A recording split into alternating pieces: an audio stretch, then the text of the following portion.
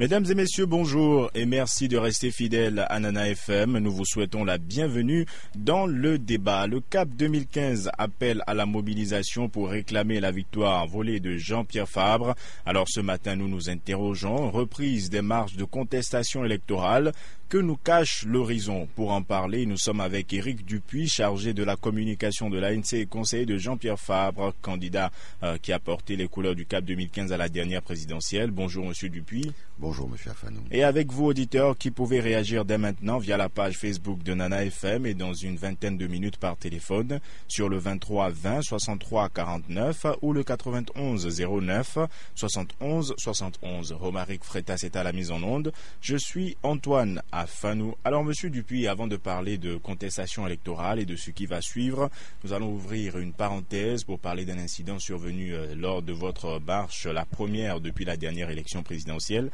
Samedi dernier, par rapport à une de nos journalistes, la personne d'Aimé Bocho, elle devait passer par votre point de départ pour se rendre à un autre reportage et il nous a été rapporté des altercations. Il y a eu des militants qui lui ont porté la main dessus ou des gens en tout cas qui étaient présents à votre manifestation. En avez-vous entendu parler? Non, je n'en ai pas entendu parler malheureusement. Je me souviens que vous m'aviez appelé le matin pour me signaler un tel incident. Immédiatement, j'ai fait vérifier par les membres de service d'ordre et j'ai envoyé l'un de mes collaborateurs, Monsieur Raymond Roudio, sur les lieux, puisqu'il connaît parfaitement les journalistes. Mais il m'a dit que non, qu'il n'a pas eu vent de cette affaire. C'est regrettable, et nous connaissons tous les journalistes, ou presque, qui viennent, et je travaille pour éviter de tels incidents, et dans nos réunions de fédération, de sections et sous-sections, nous insistons sur le respect des journalistes, parce que vous faites partie de ceux qui œuvrent tous les jours pour l'avènement de la démocratie. Quelle que soit votre appartenance politique, par votre métier, vous œuvrez pour la démocratie. Et ça fait partie de l'enseignement que nous prodiguons régulièrement à nos militants. Mais est-ce qu'il n'y a pas des consignes qui sont données à ceux qui encadrent vos marches pour laisser passer des gens qui se présentent comme des journalistes? Oui, ils vous doivent respect. C'est pour ça que je ne sais pas exactement ce qui s'est passé. Tout à l'heure, cet après-midi, nous avons bureau national. Je poserai la question à nouveau au secrétaire national à la sécurité pour que on m'explique, pour qu'une enquête soit diligentée, pour qu'on sache exactement ce qui s'est passé. À l'heure où nous sommes, je n'ai aucune précision quant à cette affaire. Alors pour boucler et fermer cette parenthèse, au lieu du meeting, il vous est reproché, ou en tout cas à vos orateurs, de vouloir jeter certains journalistes à la vindicte populaire. Jean-Pierre Fabre, samedi dernier, est revenu sur ces journalistes qui donnaient des estimations par rapport au nombre de manifestants aux marches que vous organisez.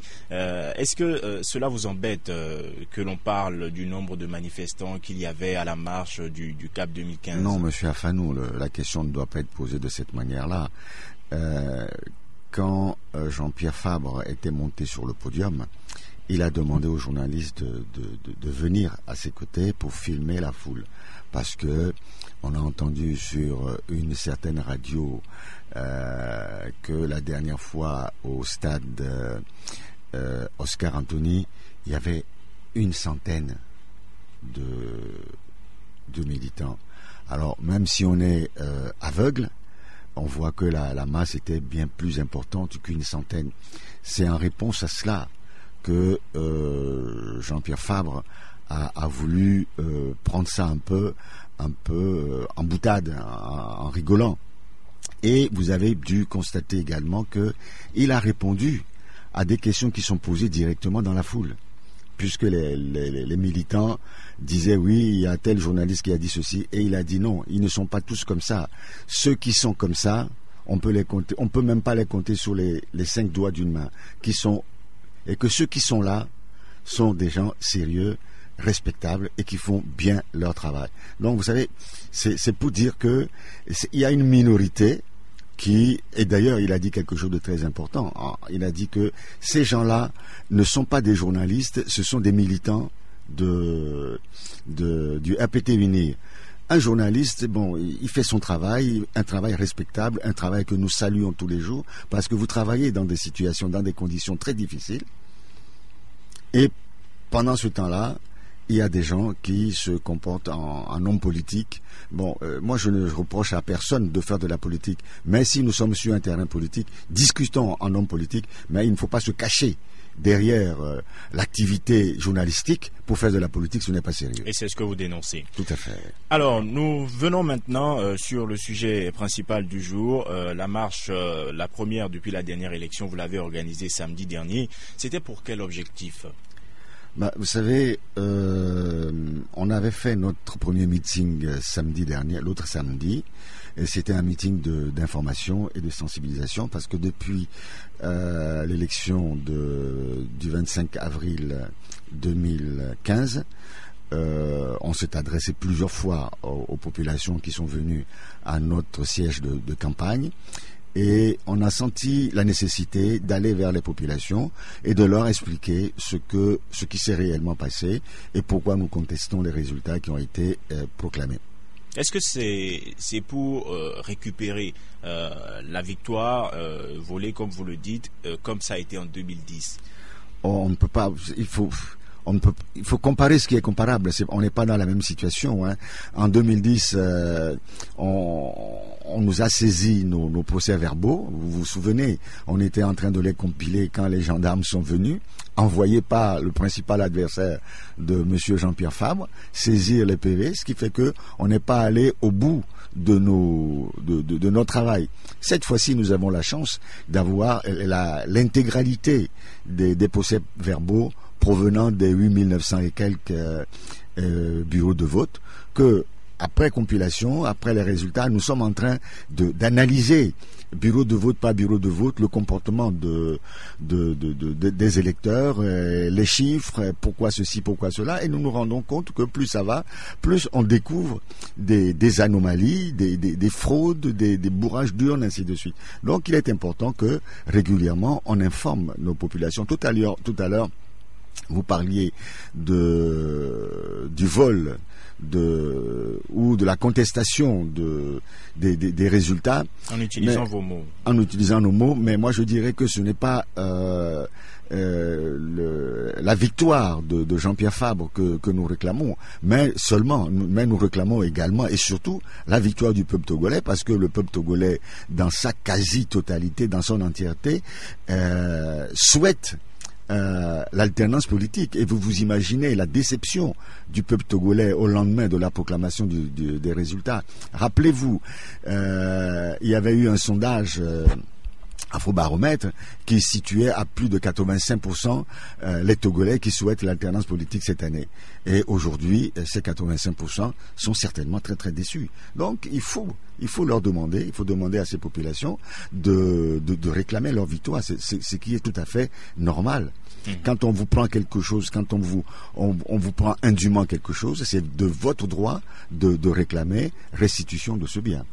Alors, parmi les autres candidats qui ont été à cette élection, les autres de l'opposition, qui ont dit également constater des irrégularités, on dit quand même que ces irrégularités n'étaient pas de l'ordre sur Djerry Tama en l'occurrence, que ces irrégularités n'étaient pas de nature à inverser les tendances, même si elles étaient corrigées. À ce jour, est-ce que vous êtes convaincu que Jean-Pierre Fabre a remporté la dernière élection présidentielle? Vous savez, quand vous citez Monsieur Djerry Tama, ça me fait sourire parce que Monsieur Djerry Tama se comporte comme une girouette. Aujourd'hui, il dit blanc, demain, il dit noir. Et je ne sais pas comment il a pu, lui, qui n'avait que quelques militants, parce qu'il n'a même pas pu faire de meeting, il a fait des réunions ou des porte-à-porte, comment est-ce qu'il a pu collecter tous ces résultats et les compiler? Moi, j'ai lu des articles ou des interviews de gens proches de lui qui disaient que qu'une collecte de PV n'a été opérée. Et d'ailleurs, nous savons que M. Djerry Tama n'a pas positionné de gens dans la plupart des bureaux de vote. Donc c'est un exemple mal choisi. Par contre, je pense que il y a d'autres partis politiques qui étaient présents à cette élection qui contestent également ces résultats qu'ils jugent très frauduleux, hein, notamment dans la région septentrionale. Hein, ça a été écrit, dit à maintes reprises. Nous disons que si on regarde bien les procès-verbaux en provenance de tous les bureaux de vote, on se rend compte que Jean-Pierre Fabre, sur 42 CELI, Jean-Pierre Fabre a remporté au moins la compilation de 26 CELI. Cela suffit au plan national? Est-ce que cela lui donne l'avantage? 26 CELI sur 42. Par rapport au nombre de votants par circonscription, est-ce que ça lui donne l'avantage au plan national? Ça lui donne l'avantage sur le plan national. C'est pour ça que nous disons que les 14 CELI qui ont été présentés devant la CENI, si on excluait ces 14 CELI, puisque ce sont des résultats qui sont, disons, des PV qui contiennent beaucoup d'irrégularités, Jean-Pierre Fabre viendrait en tête, et nous l'avons prouvé avec près de 52% des suffrages exprimés. Alors, et d'ailleurs, vous devez vous poser la question à savoir pourquoi la publication des résultats n'a pas commencé par la région maritime montant vers les plateaux avant d'arriver vers le nord. Ils ont choisi à dessein les 14 premiers où ils savaient que là il y a eu des fraudes massives qui ont été opérées. Sinon, si ils avaient commencé au hasard, par exemple, sans choisir les 14 premiers, qu'est-ce que vous allez voir? Vous allez voir que pendant 2 jours ou 3 jours, on va annoncer Jean-Pierre Fabre en tête de l'électorat. Donc le choix de ces 14 CELI était à dessein. Ils savaient très bien que là-bas, il y a eu des bourrages d'urnes, il y a eu des irrégularités et qu'il n'y avait aucun problème pour annoncer. Monsieur avait expliqué, le président de la CENI, que c'était par ordre alphabétique. Ah ben, je suis désolé. Et vous avez Aneho. Aneho n'est pas dans A. Oui. Et puis il y a d'autres CELI où ça commençait par A et qui n'ont pas choisi. Et pourquoi? Alors, est-ce que c'est une logique, un raisonnement qui passe aujourd'hui au sein de la population? Comment vous percevez les échos qui vous reviennent? Les populations, depuis le début, depuis le lendemain, même le jour même le 25 avril, moi j'ai circulé dans les bureaux de vote de Lomé, il y avait un mécontentement généralisé parce que les gens ne retrouvaient pas leur bureau de vote, les gens étaient régulièrement inscrits, mais du coup avaient disparu. On a fait l'affichage de la liste électorale seulement à la veille de l'élection. Il y avait beaucoup de mécontentement et les gens étaient persuadés que la fraude avait commencé. Et vous savez, le Togolais est politiquement très instruit et a senti que les choses se passaient mal. Et puis dès le lendemain, on a vu au QG de campagne, on a reçu des appels téléphoniques d'un peu partout à l'intérieur du pays. Vous voyez par exemple à Soli,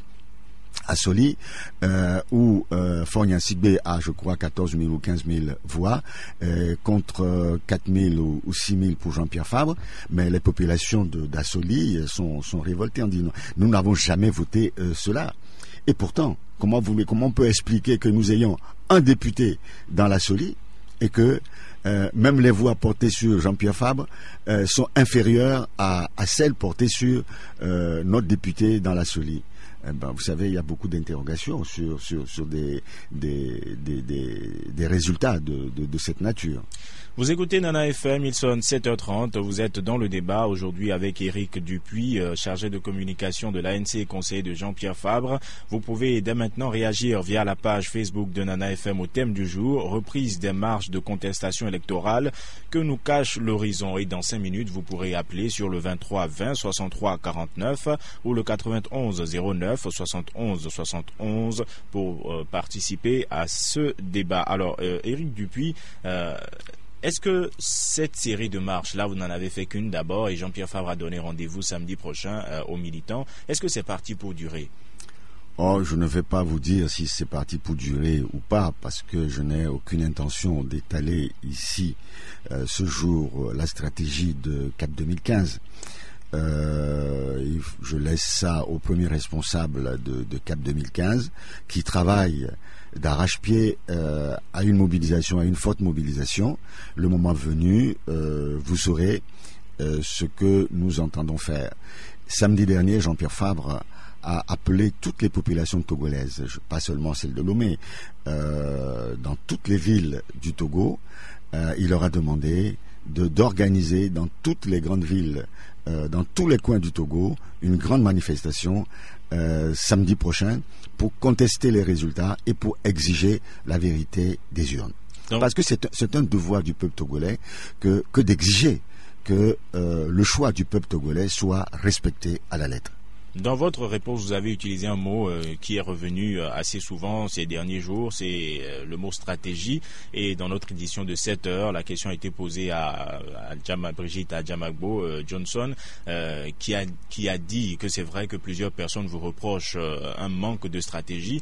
Est-ce que là, vous pensez avoir véritablement changé de cap? Moi, quand on me dit qu'on manque de stratégie, je souris, parce que je dis que la meilleure stratégie, c'est celle qui ne se perçoit pas par les adversaires ou par les populations. À partir du moment où les gens connaissent votre stratégie, elle n'en est plus une. Mais à partir du moment où les gens ont l'impression qu'il s'agit juste d'une répétition, vous avez dit que oui, il faudrait pas faire la comparaison par rapport à 2010, mais en 2010, c'est presque le même scénario qui est en train de se... Laissons l'impression à ceux qui ont cette impression-là. Et elles verront que les choses ne se passent pas comme elles espèrent ou comme elles pensent le savoir. Vous savez, quand Jean-Pierre Fabre a décidé d'être candidat à l'élection présidentielle de 2015, avec le soutien de CAP 2015, il y a eu des critiques. On n'a pas de stratégie, on n'a pas de projet de société, on n'a rien. Mais vous avez vu aujourd'hui qu'il y avait une stratégie bien huilée et qu'il y avait un projet de société bien fait, bien construit. Vous savez, je dis, la meilleure stratégie, c'est celle qui ne se perçoit pas par la masse, celle qui ne se perçoit pas, qui n'est pas découverte par nos adversaires. Alors, que nous cache l'horizon, justement? C'est le thème du jour. À votre avis, la direction que vous prenez, où est-ce qu'elle va vous mener? Elle nous amènera là où nous voulons. Nous voudrions que ça nous amène. On va tourner autour du pot, malheureusement. Ah non, disons tout simplement que notre ambition, c'est que plus jamais, des fraudes aussi minables, aussi puériles, n'aient encore droit de cité dans notre pays. Il faut qu'on apprenne au Togo à respecter le choix du peuple togolais, à respecter la volonté populaire, à respecter le peuple togolais. Et je pense que c'est un travail très très important à mettre en œuvre. Ce n'est pas seulement au niveau de CAP 2015, mais c'est au niveau de toute la nation togolaise. Nous avons le devoir de faire en sorte que de telles choses ne se répètent plus au Togo. Les auditeurs peuvent maintenant appeler sur le 23 20 63 49 ou le 91 09 71 71. Vous écoutez Nana FM. Nous sommes avec Éric Dupuis, chargé de communication de l'ANC, en train de nous demander ce que nous cache l'horizon après la reprise des marches de contestation le 23 20 63 49 ou le 91 09 71 71. Alors, Monsieur Dupuis, même si la stratégie... Je suis également responsable de la communication de CAP 2015. Ah voilà, qui est bien précisé. Alors, même si la stratégie, comme vous le dites, ne doit pas être perçue par la population et les adversaires, il faudrait quand même dire l'objectif final, ce pourquoi vous organisez les marches, et je vais vous donner l'opportunité d'y répondre juste après avoir pris cet auditeur. Allô? Allô, bonjour. Bonjour, comment allez-vous? Je vais bien, et vous? Ça va, Dieu merci. On vous appelle comment? Moi, c'est Mathias. Mathias, vous nous appelez de... J'appelle David de Gomé. Allez-y, nous vous écoutons. D'accord. Moi, je voudrais réagir sur 2 points. Par rapport à l'agression que l'ANC a fait sur les journalistes. Et je dis souvent que souvent c'est au niveau de l'organisation de l'ANC, c'est ce qui se passe. Ils agressent les journalistes, ils arrivent quand même à mettre une différence entre tel journaliste et tel journaliste. alors que c'est eux qui ont tenté quand même être aux affaires et puis gouverner ce pays-là un jour. Mais de l'autre côté, au niveau de l'UNIR, ça ne se passe pas comme ça. L'UNIR n'arrive pas à mettre une différence entre les journalistes, mais c'est eux toujours qui le font. Et moi, j'ai assisté à quelque chose qui m'a un peu étonné un jour. Alors, à l'une de leurs conférences de presse, il y a leur chef sécurité Monsieur Mathias. Monsieur Mathias. Monsieur Mathias, est-ce que vous m'écoutez? Monsieur Mathias. Laissez-nous aller au fond. Monsieur Mathias, oui, en fait, nous sommes dans un débat d'idées. Vous avez dit, en première partie, vous avez développé assez longuement le comportement de certains agents de l'organisation du CAP 2015. Maintenant, on aimerait que vous alliez également au sujet du jour, ce qui concerne, ce qui va au-delà des marches que le CAP 2015 organise aujourd'hui. Mathias. Oui. Qu'est-ce que vous pensez qu'il y aura au-delà de la série des marches? Je pense que M. Mathias et moi, on ne se comprend pas. On lui a laissé le temps de dire l'essentiel par rapport au comportement des agents de l'organisation du CAP 2015. Justement, ce qu'il vous a reproché, M. Dupuis, est-ce que vous l'admettez? Non, mais monsieur, je ne sais même pas comment il s'appelle. C'est Mathias. Oui. À chercher la polémique. Et puis comment il peut, de manière péremptoire, dire que des militants de ANC ont... Non, c'est absurde. Non, je préfère ne pas répondre à ça. Et d'ailleurs, il s'est exprimé en disant que chez eux, au RPT UNIR, le problème ne se pose pas. Donc, on sait d'où il est. Et je le remercie de s'être exprimé ainsi. Malheureusement, ça fait quand même un reproche qui revient assez souvent. Hein. Non, je ne pense pas que ce soit un reproche qui revienne souvent. Il y a eu un incident malheureux. Je vous ai dit tout à l'heure que je vais vérifier cela. Vous m'aviez appelé vous-même samedi et j'ai envoyé directement quelqu'un sur le terrain.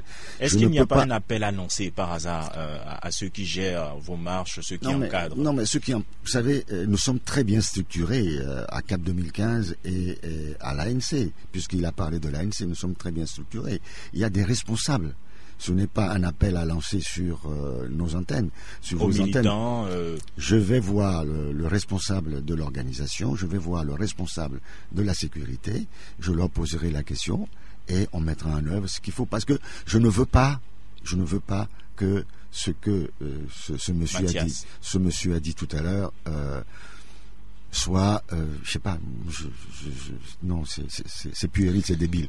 Nous allons prendre un autre auditeur en ligne. Allô? Allô? Bonjour. Bonjour, monsieur. On vous appelle comment? Monsieur Niato Kodjo. Niato Kodjo. Alors, où pensez-vous que les marches de contestation qui ont repris mèneront? Bon, et moi, je suis fatigué de continuer par courir derrière une marche qui ne porte pas de résultats. Monsieur Dupuis, je le connais très bien. Il devait être un bon conseiller pour monsieur Jean-Pierre Fabre. Nous connaissons au Togo que, s'il y a des élections frauduleuses, et le jour même où il y en aura, c'est-à-dire la CENI qui proclamera les résultats, et si c'est pas bon, c'est le même jour-là qu'il y a une contestation. On attend la CENI proclamer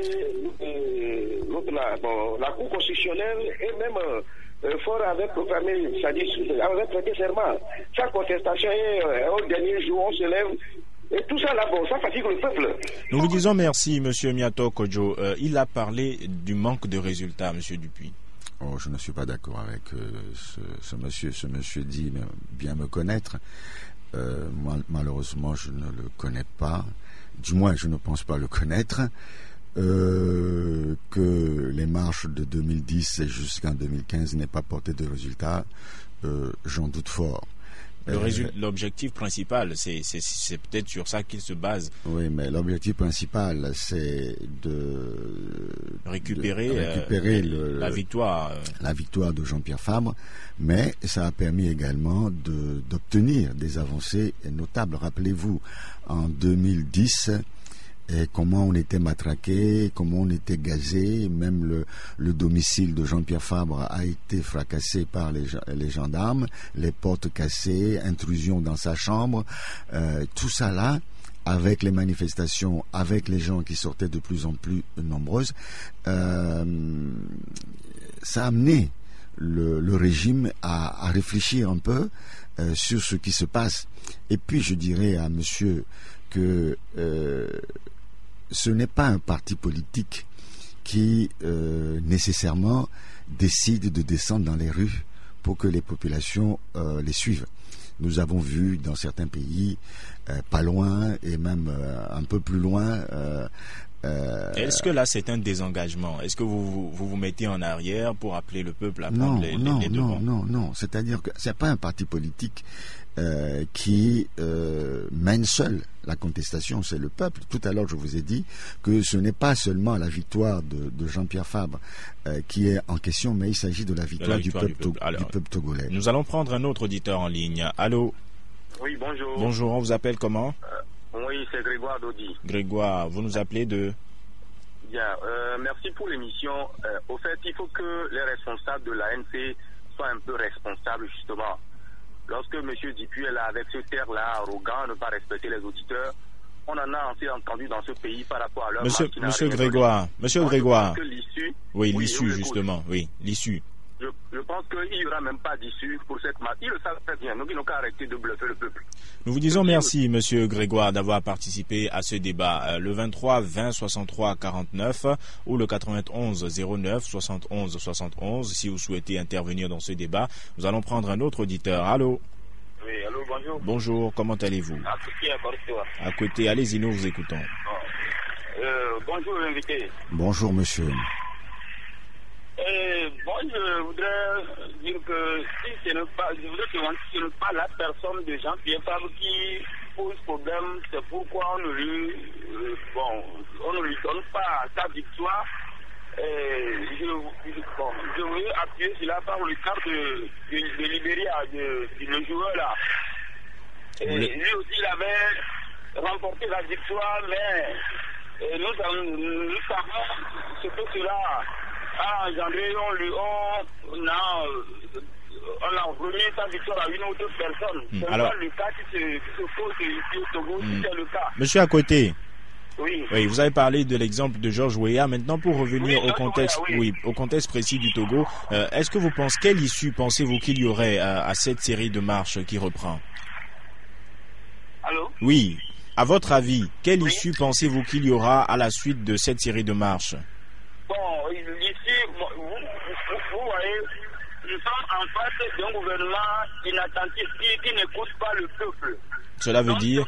Ce que moi je voudrais qu'on fasse maintenant, c'est que si c'est la personne de Jean-Pierre Fabre qui pose problème, ok, essayons de donner la chance à une autre personne au sein du CAP ou bien au sein de l'ANC pour les prochaines occasions. Sinon, faisons... avec ce qui est arrivé, ils ont déjà volé la victoire. Nous avons marché pendant un an. Pendant 5 ans plutôt, ça n'a rien donné. Aujourd'hui encore, même chose là. Nous vous disons merci, monsieur à côté. Nous allons prendre un autre auditeur et donner la possibilité à Eric Dupuis de réagir. Allô? Allô? Bonjour. Comme la vie. Pardon? Allô, c'est monsieur Comme la vie. Monsieur Comme la vie. Vous nous appelez de? Nukapo. Allez-y, nous écoutons. Moi, je remercie l'invité ce matin. Bonjour. Vraiment, je suis dessus de notre invité parce que avant la campagne, nous a rassuré qu'ils auront tous les représentants dans le bureau. Maintenant, ils disent qu'on les a volés. Comment on a fait pour les voler? Les étaient où? On les a volés. Ils nous ont passé vraiment avec le match. Ça va comme ça. Nous vous disons merci, monsieur Comme la vie. Alors, monsieur Dupuis, vous voulez peut-être commencer par la dernière. Il dit que vous les avez rassurés qu'il y aurait des délégués dans tous les bureaux de vote. Où est-ce qu'ils étaient? Nous avons effectivement des délégués dans tous les bureaux de vote. Je peux rassurer monsieur Comme la vie. Oui. Mais malheureusement, dans certaines régions, nos militants ont été chassés des bureaux de vote. Cela s'est passé dans plusieurs bureaux de vote. Ça a été même constaté par des observateurs, par la police même. On a fait intervenir la police, notamment à Djarbanga, où le cas s'est posé. 4 personnes ont été chassées. Et bon, il y a beaucoup de problèmes. Parfois, même ici à Lomé, ici, monsieur Comme la vie a fait le tour dans certains bureaux de vote. La loi dit que il y a un représentant de chaque parti dans les bureaux de vote, plus un représentant du candidat. Ça fait 2. Dans certains bureaux de vote, il y a jusqu'à 4 représentants du RPT UNIR, soit disant qu'il y a les 2 titulaires plus 2 remplaçants, ce qui n'est pas légal. Et vos délégués ont pu avoir un droit de regard? On a dans certains bureaux de vote, on a exigé le départ de ces intrus, mais à l'intérieur du pays, ces intrus se sont imposés avec l'accord et le soutien de certains préfets. Et je dirais également, monsieur Komlavi, que les votes par procuration ont été très nombreux. Moi, j'ai à ma possession des procurations signées par le président de la CELI, contresignées par le préfet, mais à blanc.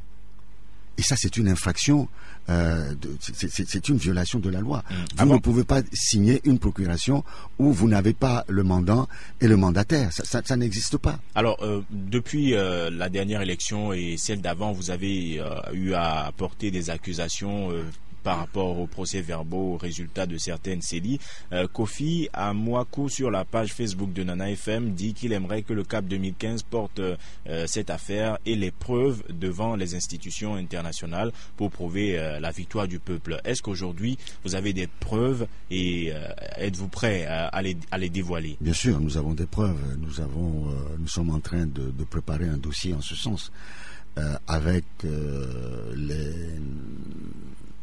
les procès-verbaux trafiqués, avec les procurations. Je vous ai parlé des procurations, nous en avons beaucoup. Nous avons en notre possession des bulletins de vote prévotés. L'internaute vous demande également ce que vous pensez des PV mis en ligne par le net de Djiritama. Des procès-verbaux mis en ligne par le net. Je ne les ai pas regardés parce que monsieur Djiritama est un spécialiste du net. Et ceux rendus publics par la CENI, les procès-verbaux rendus publics par la CENI, vous y avez jeté un coup d'œil? J'ai jeté un coup d'œil et nous les avons d'ailleurs copiés. Nous sommes en train de les comparer avec ceux qui sont en notre possession actuellement. Donc vous n'avez pas encore fini? Non, nous sommes en train de parce que nous savons que il y a beaucoup d'anomalies. Vous savez, il y avait un responsable d'un pays africain. Il était directeur de la CEN dans son pays et il a dit que l'intégralité, la quasi-totalité des procès-verbaux sont totalement irréalistes, tellement il y a de problèmes sur les procès-verbaux que lui il a pu regarder quand il était de passage au Togo.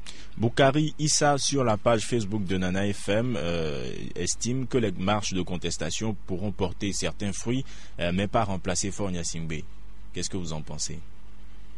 Je suis d'accord avec lui, mais je dirais que on ne sait jamais qui pouvait penser que la population burkinabé pourrait se lever un jour et chasser Blaise Compaoré. Nous allons prendre un autre auditeur en ligne. Allô? Allô? Allô, bonjour. Bonjour, vous voulez bien baisser le volume de votre radio? On vous appelle comment? Pardon, c'est monsieur Yaovi depuis Djablé. Allez-y, nous vous écoutons. Ok. Excusez-moi, je voulais demander vraiment, dans toute cette élection-là, qu'est-ce qu'il y a de vrai et dedans? Et maintenant, voilà, chaque jour, on est là pour faire une marche tous les jours, toutes les nuits, toutes les fois. On n'a jamais vu de résultats concrets. Mais moi, je veux quelque chose vraiment de bien. Est-ce qu'on peut encore recommencer l'élection? Parce que moi, j'exige, parce que tout ça a été frauduleux. Et là, tout dit aussi que vraiment, l'élection n'a pas été gagnée par M. Faure Gnassingbé. Qu'est-ce que vous voulez nous dire dans tout ce problème? Nous vous disons merci, M. Yaovi. Lui aussi, il pose la question de l'efficacité. Je suis d'accord avec M. Yaovi. Si on pouvait refaire les élections, ne serait-ce que dans les 16 CELI que nous jugeons très dont les votes, dont le scrutin est jugé très frauduleux, ce serait une chose. Qu'est-ce que nous demandons en réalité? Nous ne demandons pas que Jean-Pierre Fabre soit du jour au lendemain proclamé président de la République. Nous demandons que les 16 CELI mis en cause par CAP 2015, qu'on reprenne le comptage des bulletins de vote, bureau de vote, pas bureau de vote. Et si c'est Fogna Sibé qui a gagné, ben on saluera. Et si c'est Jean-Pierre Fabre qui a gagné, on dira, il faut refaire. Il faut que Jean-Pierre soit reconnu élu, ou alors on refait les élections. Vous savez, il y a 2 ans au Ghana, il y avait une contestation des résultats dans certains bureaux de vote. Pendant des mois, tous les jours à la télé, pour que tout le peuple ghanéen soit bien informé, les avocats, les responsables de leur CENI ont fait le décomptage, bureau de vote, pas bureau de vote, pendant des mois, pour situer que voilà, il y a eu telle fraude ou il n'y a pas eu de fraude. Pourquoi le Togo n'est pas capable de le faire? Nous sommes un petit pays. Alors, moi, je pense qu'en 2 jours, le décomptage peut être fait sans aucun problème. Et pourquoi le régime RPT uni se refuse à cela?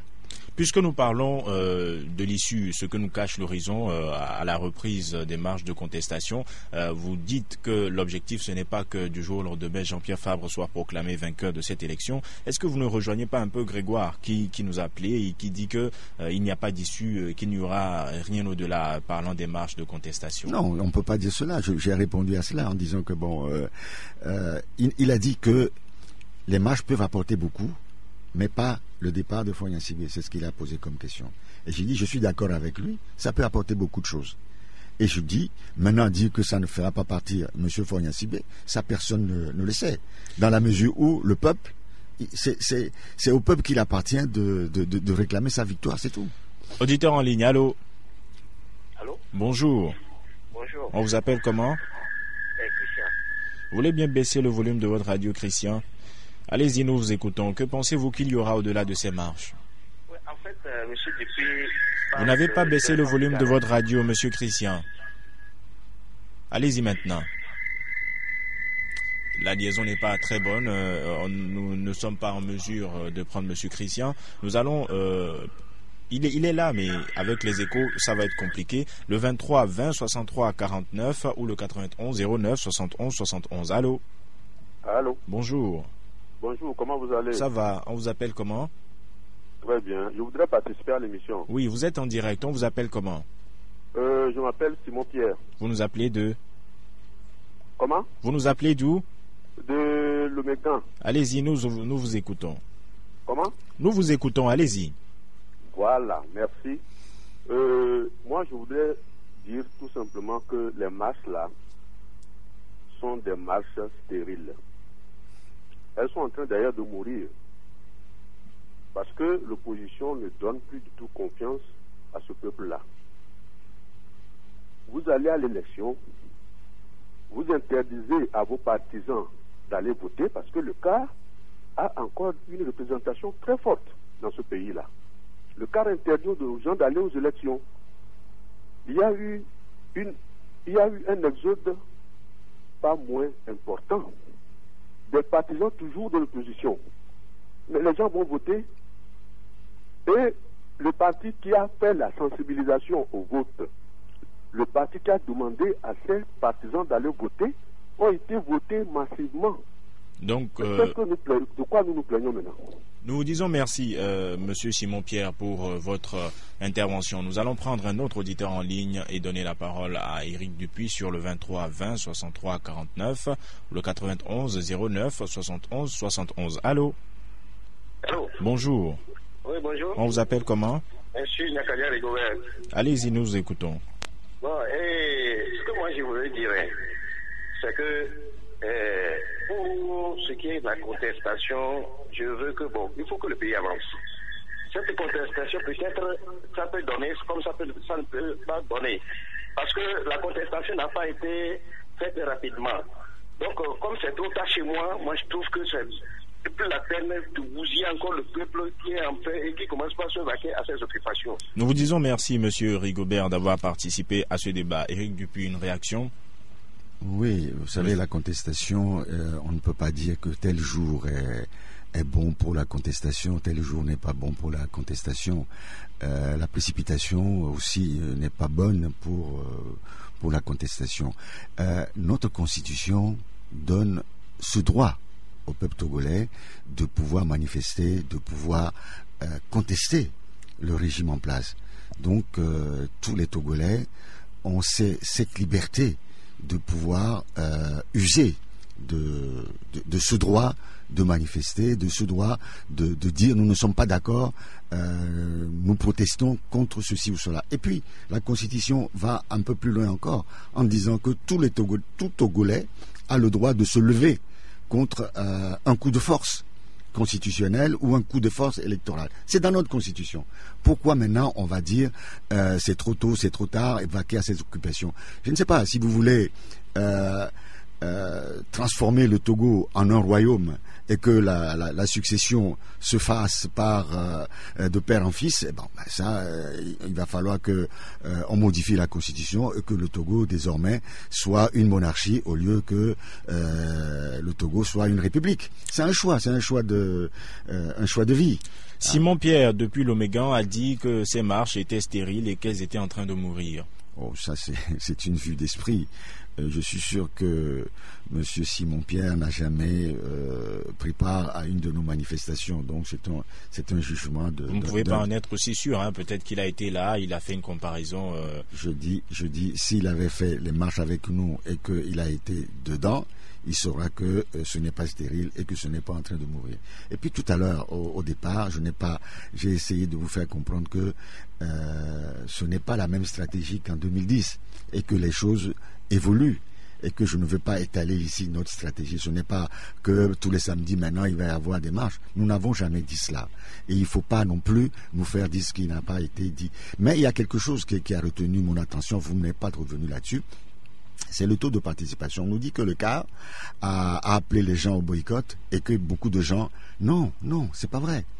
Le CAR a appelé des gens à manifester, à faire des campagnes pour que les gens s'abstiennent, mais je crois que ça n'a pas eu de résultat. Parce que quand on compare le taux d'abstention de 2010, de 2013 et de 2015, la différence n'est pas bien énorme. Mais c'est quand même le taux le plus bas, hein, et mais ce n'est pas au du cas forcément. Non, c'est de l'ordre de 5% à peine.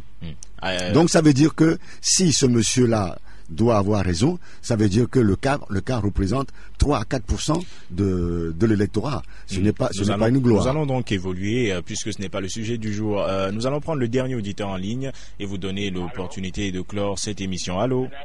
Oui, vous êtes en direct. On vous appelle comment? Tonton Bruno. On vous appelle comment, s'il vous plaît? C'est monsieur de Souza. Monsieur de Souza. Allez-y, nous vous écoutons.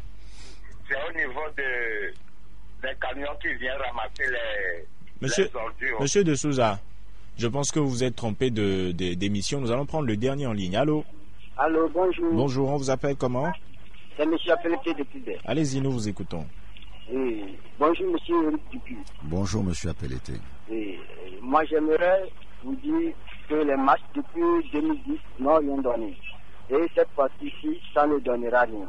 Mais il faudrait que vous s'organisiez pour pouvoir faire dans l'opposition et pouvoir remporter la victoire pour les prochaines fois. Merci. Nous vous disons merci, monsieur Appelleté. Lui, il propose carrément un cap 2020. Est-ce que vous pensez que ce serait une solution? Non, je ne pense pas. Vous savez, il y a beaucoup de choses qui vont se passer dans les prochains jours.